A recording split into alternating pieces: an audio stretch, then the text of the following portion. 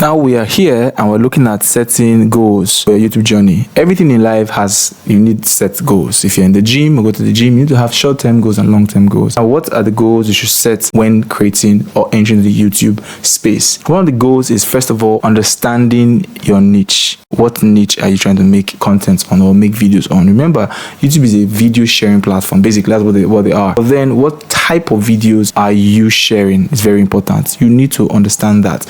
What type of content are you willing to make? In what space? Are you making content in the sports space? Are you making content in the relationship space? Are you making content in the make money space? Where? What are you trying to do? Very important. When you have that in the back of your mind, the niche you're trying to get into, then you look at the target audience. Who are your target audience? Who are you looking at reaching out to? All right, because when you understand the niche, you now know who will be interested in the niche. So let me say this. For example, imagine I'm trying to create a niche for the cooking. All right, the cooking niche. If you come here, you will see there's a niche for that. Come here and type in cooking. You will see several channels on cooking. All right, so let's say this is what I want to target. So the question now is, this is my niche, the cooking niche. I have to first of all still downsize this niche, the big one. Am I talking about intercontinental dishes or locally made dishes? That's what I'm looking at. Am I looking at snack or looking at real meal? So you have to understand the niche you're in, understand it very well, and niche down. Now, when I mean niche down, I mean don't let it be too broad. Let people know you for what you're doing.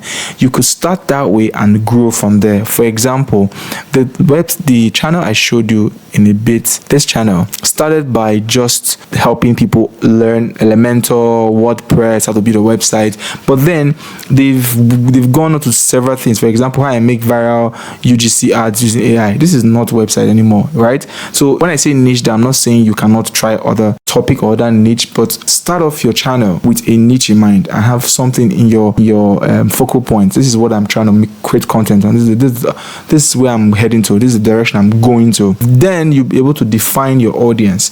All right, so the audience I'm trying to target for my food business is, like I said before, a woman or a man or couples or whatever it is you're trying to target. But you need to first of all have that in the back of your mind, your journey so far.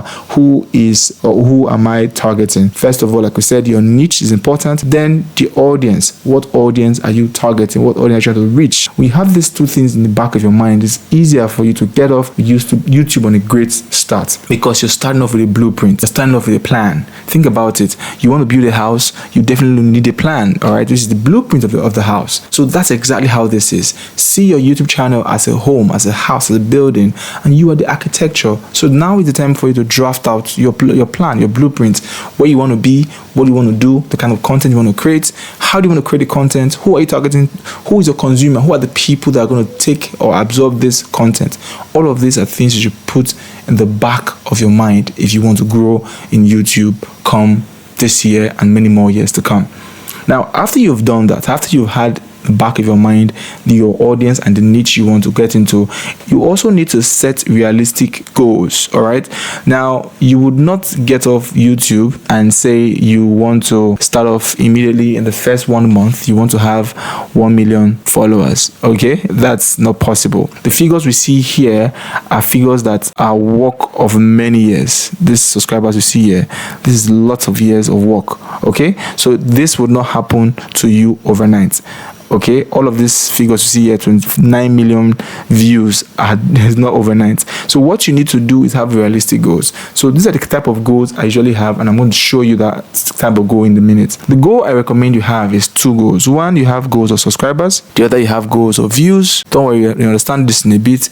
And then you have goals on content. Okay, subscribers goals. How many subscribers do you want to have per period of time, per day, per week, per month, per 3 months, per 1 year? All right, break it in piece. Now, how many views do you want to get per month, per week? The same thing. Now, how many content do you want to make per day? Do you want to make 1 content per day? When I mean make, I don't mean make the content, I mean upload the content. Do you want to upload 1 content per day, or upload 2 contents per day, or 2 contents per week, or 2 contents per month, or 1 content per year? All right, so you have to understand what is your goal. What are you trying to achieve. When you have the goal clearly planned out for you, you'll be able to follow your blueprint. This goal will help you navigate your blueprint to achieving what it is you want to achieve. All right. So when you set all of these goals, you have your short-term goals. What are my short-term goals? Okay, I just want to start with creating 5 content per week. That can be your short-term goals. All right, 5 content per week. My short-term goals. Or I just want to have 5 subscribers per week. This can be a short-term goals. Now, please, your goals have to be realistic. I'm not saying you should not be ambitious. Don't overkill it, because when you cannot meet up your goals, if they're not realistic, you lose hope. You become sad. You feel terrible that you're not doing well. Meanwhile, you forget that YouTube is a journey, right? It's a marathon, not a sprint. You can't excel in YouTube overnight. You need to go through the cracks and see how everything works. And thank God you are here with me, and I'm going to show you exactly what I know. Having goals is essential to anything in life. Just the way goals are good in your marriage, goals are good in school, good at your place of work, goals are needed here when dealing with YouTube. And not to forget to add discipline. You cannot have goals if you're not disciplined. You have to be disciplined. If you're disciplined with YouTube, you'll be able to achieve a whole lot of things with this business. And I can assure you that YouTube will change your life like it changed mine. So do not give up on YouTube. The good thing about YouTube is that once you are good at it, you understand how it works, you have 1 channel, you can then have 2 channels, have 3 channels, have 4 channels. And this can also be a goal. You can have a goal, a long-term goal. At the end of the day, guy, I want to have 4 channels running together. And this means more money, or they might mean more work, all right? But who is scared of work when you're being paid? That's the good thing about YouTube. It rewards you for all of your efforts. I hope this is okay so far. We're good to go. This is just the introductory part of it. You get your legs wet so that you understand where we're going to and understand the direction we're heading to. The next model will be entering into a bit more practical part of YouTube, and I hope you're ready with me. If you're ready, let's go.